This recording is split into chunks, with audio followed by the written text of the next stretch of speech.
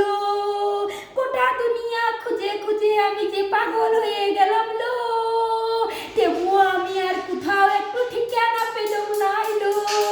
বলি এবারে কোথায় আর খুঁজবো গো, খুঁজে খুঁজে দেখে দেখে আমি যদি সাহারা হয়ে গেলাম গো। বলি আর কোথায় খুঁজবো জানি নাই গো। কি হলো লো যে কাঁদছো কেন? আর বলিস না লো, বলি আমার লুলু বেটার লেগে কতদিন থেকে বিটি ছা খুঁজছি, কোথাও বিটি ছা পাচ্ছি না।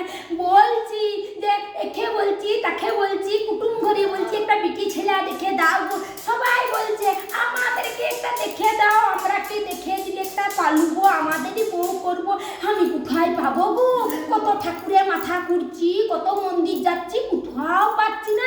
আর লুলু বেটার সঙ্গে সকালবেলায় ঝগড়া হলো, কি বলবো তোকে। বলছি যে হেরে দুনিয়ার লোক বিয়া করছে, তুই করতে পারিস না, যা না একটা মন্দিরে একটা দেখে শুনে করিয়ে নিবি, তাও কোথাও পাচ্ছে নি। তো আমি আবার ওকে বলছি, বলছি দেখ তো দিলীপ দাদু, দিলীপ ঘোষ দাদু দেখতে পাচ্ছ, বুড়া বয়সে বিয়া করলিছে, আর তুই এখন এই ইয়ং বয়সে তুই একটা মিয়া পাস নাই, গোড় করি বাবা। বলি বুড়াদের হয়ে যাচ্ছে, তবু ছোড়াদের হচ্ছে নি। কিছু গেছে গো, বিটি ছেলে পাওয়া এখন বিশাল ব্যাপার হয়ে গেছে। কোথায় পাবো গো, কোথায় খুঁজবো গো? আমি যা পাচ্ছি নি দেখতে, খুঁজে খুঁজে খুঁজে খুঁজে দুনিয়ার লোক লাগাচ্ছি, পয়সা দেবো বলছি, টাকা দেবো বলছি, কেউ বিটি ছেলে পাচ্ছি নাই বাবা রে।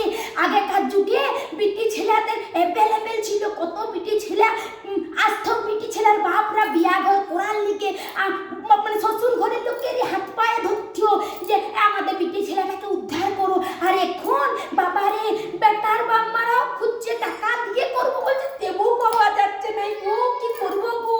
বলি কারুর ঘরে যদি কোনো বিটি ছেলে জানা পরিচয় থাকে একটু বলবে গো, আমার